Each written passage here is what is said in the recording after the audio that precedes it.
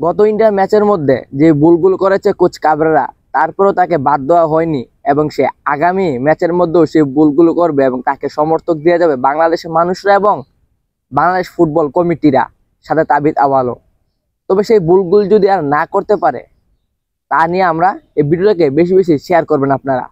ফাহমিদুলকে coach Cabrera India ম্যাচের মধ্যে দলে এনেছিল ঠিকই, কিন্তু তাকে দলে খেলায়নি কেন? কোচ কাবরেরা বলেছিল তার হাইট কম, তার বয়স হয়নি। কিন্তু বাংলাদেশ বনাম সিঙ্গাপুর ম্যাচের মধ্যে ফাহমিদুল অনেকটা ভালো খেলেছে, ড্রিবলিং সফল হয়েছে, তার সাহায্যে একটি পেনাল্টি হয়েছিল। কিন্তু হংকং ম্যাচের মধ্যেও ফাহমিদুল কিন্তু খুব মারাত্মক ভালো খেলেছিল।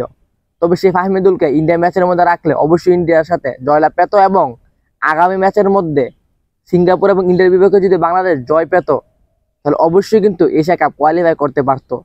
হংকং এর সাথে দলের সাথে যদি এইভাবে ফাহমিদুলকে নিয়ে খেলতে পারে, তাহলে ইন্ডিয়ার বিপক্ষে কেন বাংলাদেশ হেরেছে।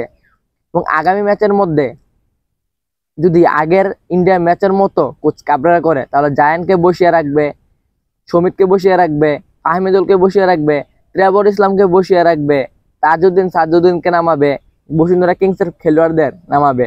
আমার মনে হয় বসুন্ধরা কিংসের সাহায্যে কোচ কাবরেরা এতদিন বাংলাদেশের কোচের টিকে রয়েছে।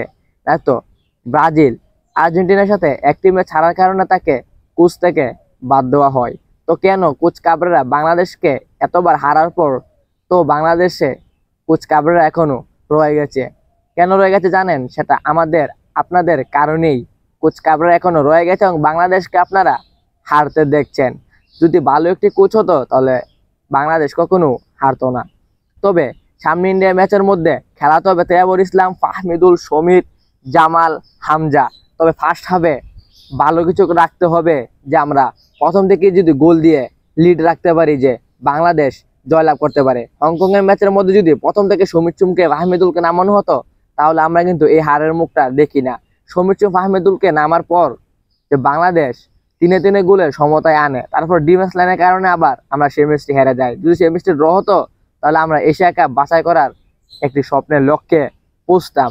তো আপনারা বেশি বেশি ভিডিওটাকে শেয়ার করবেন এবং আপনারাও যে যেখান থেকে আছেন প্রতিবাদ করবেন যে কোচ কাবরেরার পদত্যাগ চাই এবং ভালো একজন কোচ চাই, যাতে বাংলাদেশ ম্যাচ জয়লাভ করতে পারে এবং এশিয়া কাপ ফাইনাল জয়লাভ করতে পারে।